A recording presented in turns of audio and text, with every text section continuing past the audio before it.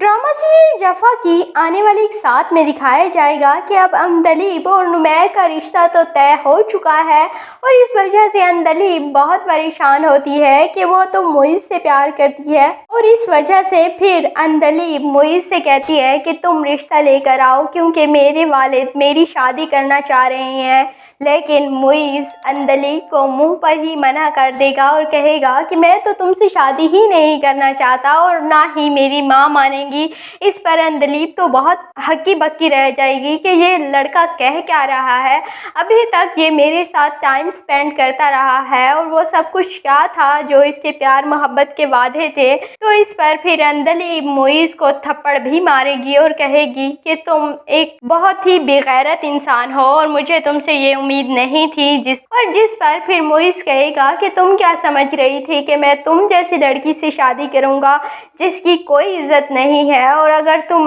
मुझसे दिल लगा सकती हो तो तुम किसी और से भी लगा सकती हो और इस वजह से मुझे तुम पर कोई ट्रस्ट नहीं है। और इस वजह से फिर अंदलीब मजबूरन नुमैर से शादी तो कर ही लेगी, लेकिन शादी की रात वो नींद की गोलियां खाकर सुसाइड अटेम्प्ट करेगी और इसके बाद फिर नुमैर अंदलीब को हॉस्पिटल लेकर जाएगा और अंदलीब ठीक हो जाएगी और फिर आहिस्ता आहिस्ता अंदलीब को नुमैर से प्यार हो जाएगा और नुमैर को भी अंदलीब से प्यार हो जाएगा। दूसरी जानिब हसन तो बहुत ही साइको पेशेंट है और वो ज़हरा से अभी तो अपना साइकोपन छुपा रहा है, लेकिन ये साइकोपन ज़्यादा देर तक नहीं छुपेगा और फिर ज़हरा पर भी हसन हाथ उठाना शुरू कर देगा। और फिर हसन है भी बहुत पॉजेसिव ज़हरा को लेकर, इस वजह से वो ज़हरा को कहीं जाने भी नहीं देगा,